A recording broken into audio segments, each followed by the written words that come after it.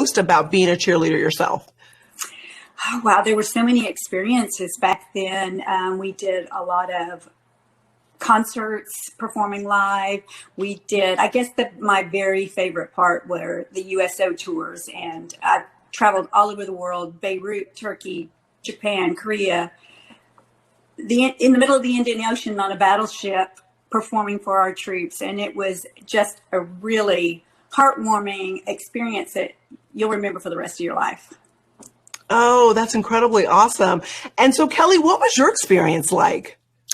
Well, I'm a small town East Texas girl, and Judy and I laugh because I didn't have a formal dance background in my town. It was rather small, but I took twirling, and which is a dying art. Shout out to any of the twirlers. And then to be the twirler that got to wear the cute costume, you had to be in the band. So I was in the band and became the drum major of the band. And I actually think that kind of teed me up for, in some random way, football field precision and discipline. And after being a drum major in my high school band, I then went to college and thought, wow, I want to be a dance major. I want to dance on Broadway, which I wasn't good enough and wasn't built for that. But I did get one really great concentrated year in a dance department at TCU, Texas Christian University. And that is when my appetite for dance just, I couldn't get enough. And part of being a dance major at TCU was attending auditions. And I heard about the Dallas Cowboys cheerleaders audition on the radio. I'll never forget it. I was in my dorm and I thought, maybe I can do that. I tried out. That was 1984. And that's when I made it. And that's when my journey started as a little rookie from East Texas. And how many years for you, Kelly? I cheered for 5 seasons. For 5. Okay. And for both of you, Kelly and Judy, how did you then make the journey, make that leap from I'm a DCC to now I'm in leadership? What was that transition like? How did that even happen? Well, for both of us, I'll let Judy answer, but for me, it was kind of the timing. Our team was sold in 1989 and we had new ownership, and our previous director had just retired, and I'd actually wound up graduating with my degree in international marketing and had accepted a job in that field. And then the opportunity came up with basically a phone call of, we need an assistant director. And I said yes. So I was basically really only out of the organization for about a month of graduating from college. And then I did a U-turn and came back. And then the next year, I worked in sales for the Cowboys. And the next year I became director. So mine was really an unexpected, non-strategic U-turn where all the elements just led me there. And Judy's story is similar. It was kind of an evolution. Jude? Yeah, it was my 3rd season to re-audition, and CeCe Waterman, the legendary CeCe Waterman, asked me if I would come back for a 4th season. She would have a job for me. And I was like, oh, sure. Why not? So I tried out again. And then after my 4th season, she hired me as the assistant choreographer. And I did that until Kelly and I joined forces, and I'm sorry if I get the years wrong. In 1991, right, Kelly? Yep. There, I became the choreographer with Kelly, and we've been a team since then. So did you ladies as the team, Kelly and Judy, did you guys build the culture that we've come to know and love and really appreciate, the one that exists where I've watched a couple of seasons of the show, probably more than a couple of seasons, and we're going to get into that. What I noticed the most is this level of excellence that is unmatched, first of all, in your field, and it's quite hard to find in a lot of different fields. Did that culture start with the two of you? Did you create that? Was that something special that we see and we feel from the DCC? I can't say we created the culture. I think Judy and I inherited a great, just a great opportunity and organization to carry the ball now for over 30 years.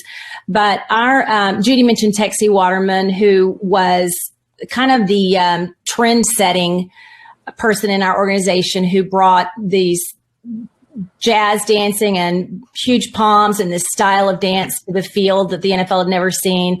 And then Judy and I both had our director, Suzanne Mitchell, who pioneered and was kind of the protector and the pioneer in the 70s when there was so much attention on the cheerleaders that it needed somebody really strong to almost protect and vet all the opportunities. When Judy and I started, I think we've definitely expanded the reach of the cheerleaders, not just nationally, but internationally. We've developed many programs from merchandise in the form of calendars to Barbies to a TV show.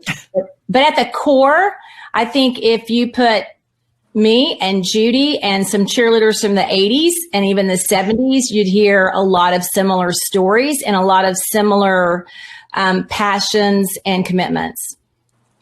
And yet, even though maybe the culture didn't start with you ladies, it certainly has been maintained. I mean, it is at a superstar level. Every time we tune into the show, you just see the level of hard work and dedication it takes, right, CeCe? And to maintain that, to not let your standards slide. How on earth do you guys keep that piece that is so easy to be lost, whether it's in the cheerleading world, professional sports, or any business? How do you maintain those standards? I think and Judy and I have had the fortune and the great trust of working together for so long, but we've been, characteristically kind of been defined as chronic improvers.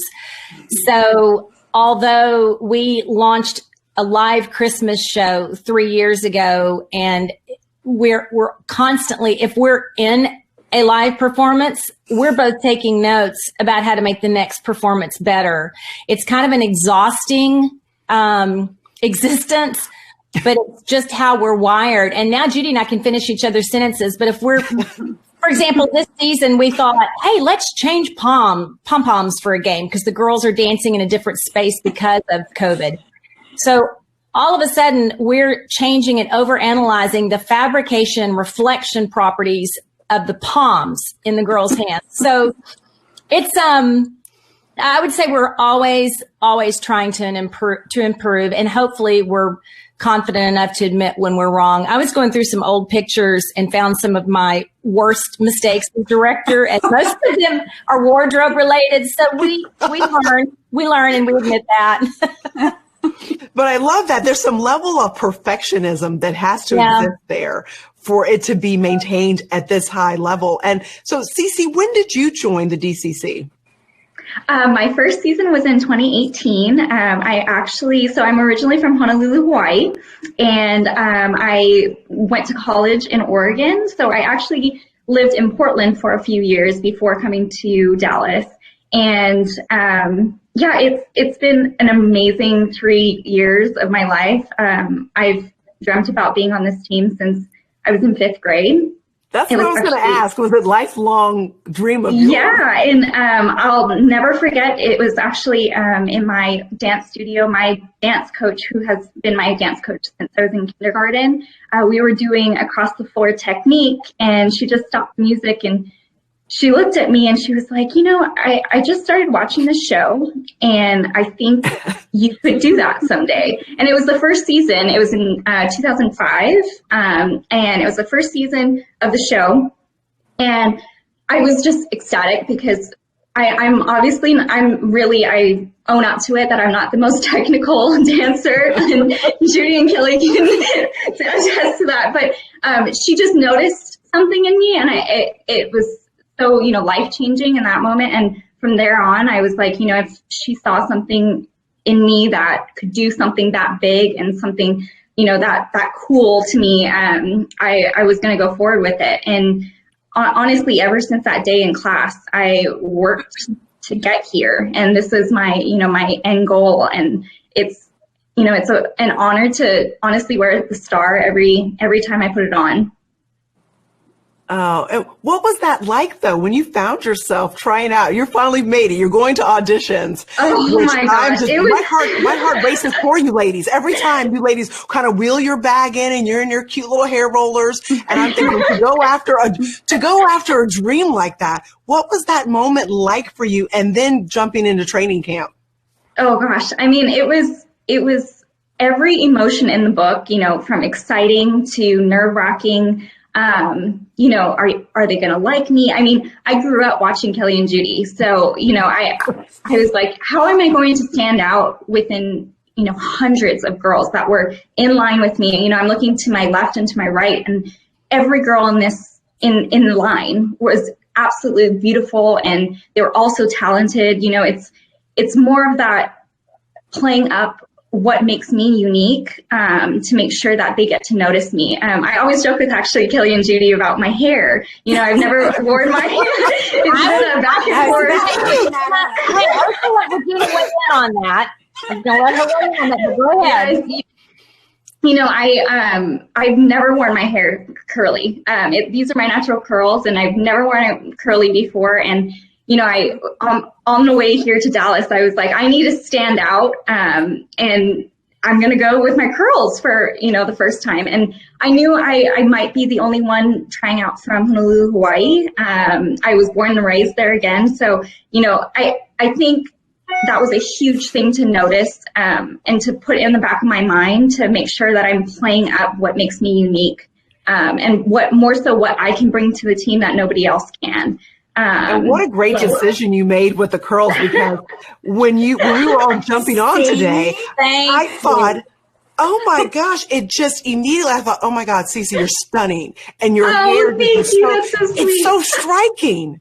Thank you. I appreciate it. She came to us at the beginning of the season and said, can I start wearing my hair straight? It got to the point where I was asking so many times. Kelly and Judy were walking into practice like this. Like, no way, you're not getting rid of those curls. But you said it best, CeCe, a minute ago. You wanted to do something to make you stand out. So Judy and Kelly, what are you looking for? These ladies come in, they're putting their hearts on the line.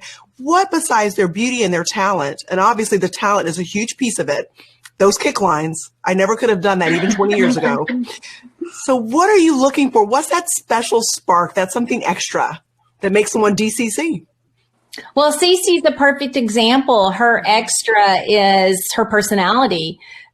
When someone walks in the room, if they brighten the room, and CeCe certainly does that. She's kind of famous for her giggle. But if you're riding the bus to game day and you can hear CeCe's giggle from the back of the bus, so she's uplifting and memorable and entertaining and genuine and approachable.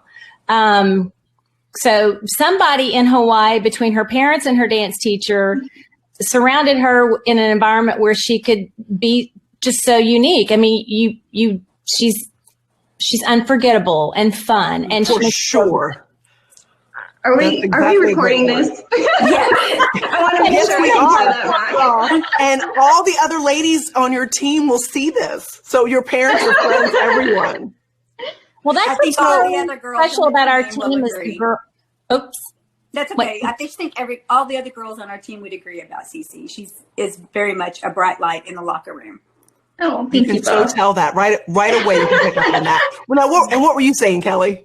No, I was just saying, you know, we're also making a team, so we do consider someone's ability to interact as a teammate, and CeCe gets an A+ on that.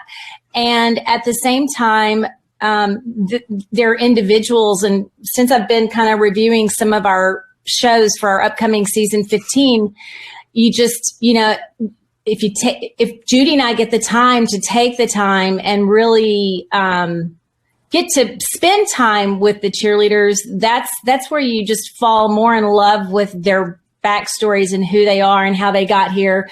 Obviously, the dancing and the appeal is a given, but it kind of seems that's almost the easier part. It's all these extras, and you called it the it factor. I think it kind of comes from the heart, and it it's kind of cheesy, but just the definition of a cheerleader. Just, do you uplift people with your energy? And CeCe does that in many ways, starting with her curly. We're going to lock in now, CeCe, because Regina said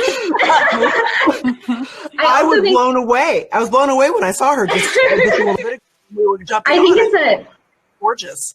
It's a testament to Kelly and Judy as well. You know, you can have a room full of dancers, amazing talented dancers, but I look around the locker room every single day and think, you know, it's crazy to me that girls from 36 different hometowns, different, you know, stories growing up, can all of a sudden be put in a room and become best friends.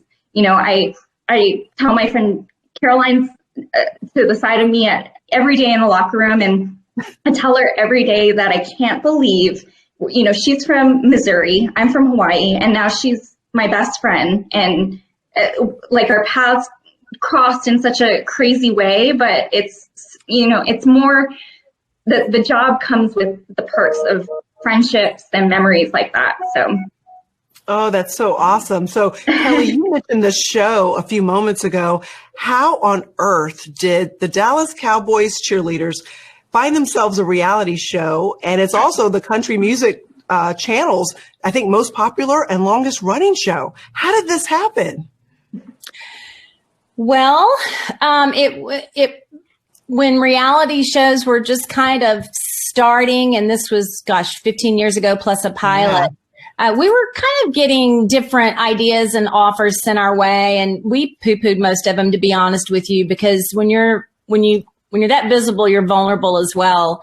And, you know, there's a little bit of just trust or safety that you don't necessarily get from Hollywood. And on this particular case, I got a letter from a gentleman named Eugene Pack, and he had worked with the Miss America pageant, and he was wanting to request maybe an audition special, just an audition special with us on behalf of CMT. And CMT as a network, Country Music Television, was a good place for us to land in terms of their programming. And it feels like a good fit for you guys. Yeah, it was, you know, again, it wasn't this long-term strategy. We'd always had the idea of wanting to show the television audience that our audition process and how truly talented the ladies are that come through the audition process. But that, you know, in its baby phases or infant phases, was really just as special about the auditions. What it's become now, you know, is a series where you learn the backstories of each lady and their training and their adversity and their personal hometown and family stories. And like CeCe said, how they come together and the pressures of this audition. And, you know, the ones that make it through become just almost bonded for life. So and the audiences continue to really like it. We have a lot of fans that engage with us on social media, and they are well educated and well versed in our environment. It's scary and enlightening and fun at the same time. I mean, as a viewer, I was immediately drawn to the show, and I thought of you ladies as I'm hosting this Women of Empowered Living, because I thought, you guys have nailed that. I'm watching young lady after young lady pursue her dreams and give it everything she's got, show that kind of commitment that's just rare. I mean, that someone pursues their dreams at that level, and then watching you, Judy and Kelly, mold them and shape them into this dynamic team. We're very much attached as viewers. My husband and I, we were so thrilled that there's going to be another season in spite of this year COVID. So please talk to us about that. What has this year been like trying to put this team and this show together? It's been challenging and it's been exciting at the same time, because, you know, we've kind of had to redo everything we normally do in an audition process. But some highlights, honestly, are that we had for the first time an online audition for the first 3 rounds of first dance look, second dance look with choreography, and an interview. And to be I'm honest, going to confess, Kelly, that I saw that podcast on YouTube, and it was so cute. All of you are learning how to get on the system, and you're showing the other judges how to do that, and it was priceless. It was priceless. So, talk to us a little bit more about that whole thing.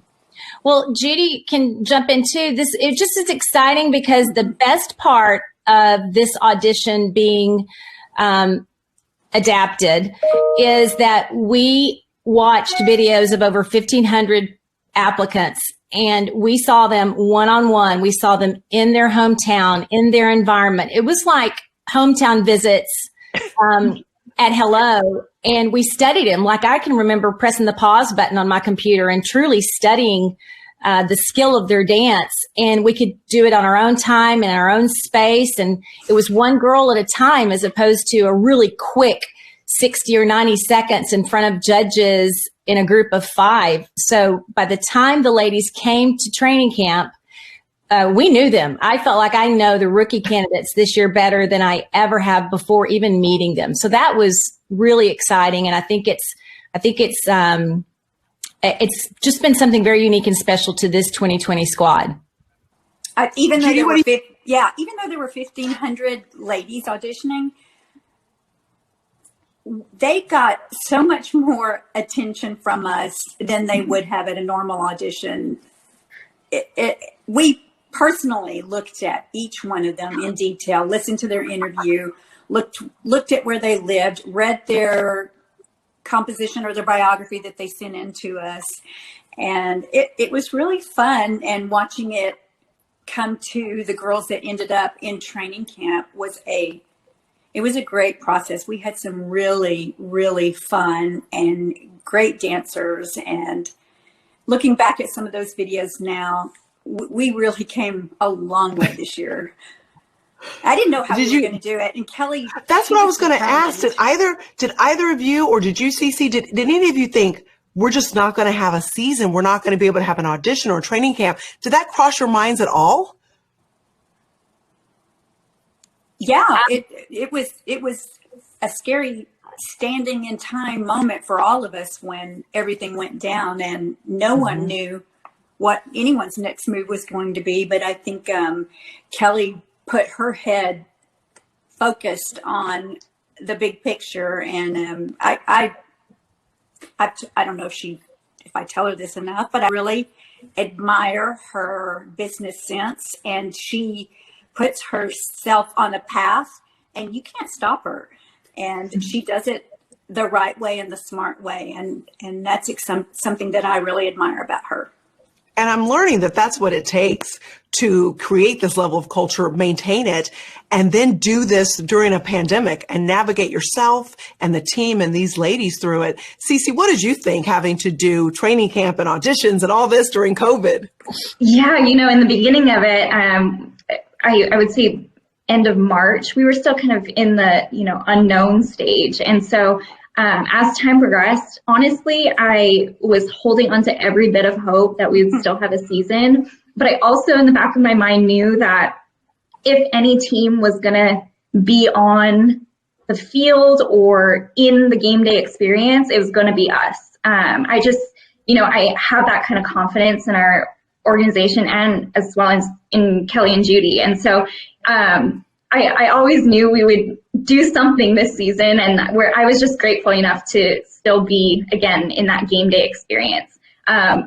Training camp was, you'll see it on the show. It was something totally new, and we were all navigating it together. I think nobody knew what to expect, and it was definitely an experience. Did you ladies think there would be a show? So once you get training camp up and going, and there's going to be a season, whatever that looks like, did you think you could film the show as well and move all the way forward in this? That was kind of every other day situation, because as you can imagine, things were just evolving literally by the day. And if it wasn't, did we want the show and think we could do the show in the spirit of the show? Yes. But there were so many variables from, state state mandates and county and cheerleaders being able to even travel. Social distancing. Yeah. So all of those things are, quite frankly, things that we have not ever programmed into our auditions.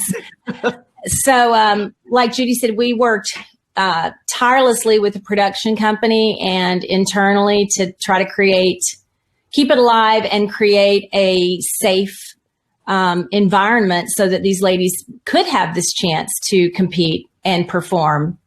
And we made it happen, and we're very proud of that. I am so excited to watch season 15 of Dallas Cowboys Cheerleaders making the team. You know, on this show, we wrap up all of our conversations, something to the effect of, what does living an empowered life mean to you? If you want to take that question and apply it to this year, or to navigating through COVID, or just DCC in general, I see you ladies as very much empowering other women. So what are your thoughts on living an empowered life, or the way that you empower women, the way the DCC does, the show? When I was talking to Kashara, I very much told her that this show allows women to be seen in just truly, truly the best light. I was proud of everybody, pulling for everybody, teary-eyed when people didn't make it. So to me, you guys uplift just by being who you are. So what's your thinking around that as we close the show about empowering other women, or what this DCC does? I think this season in particular shows women overcoming adversity in their own personal and professional lives. And that's truly humbling and inspirational at the same time. There are backstories that will make you cry. We showed our team the first episode, and I don't think there was a dry eye in the room on some stories. But I think being strong and empowered is the ability for these women, like CeCe said, it looks like we, while some may think there is a stereotypical cheerleader, that's the farthest thing from the truth. When these ladies are honest with who they are, and even honest about their journeys, that seeing people's speed bumps along the way to reach a dream is, to me, what I think encourages and inspires others. So I got a text message just right before this. I've kind of had a challenging day today, as a matter of fact, and I got a text from a friend that says, "You know who you are." And I think that's the best thing that these ladies that's good.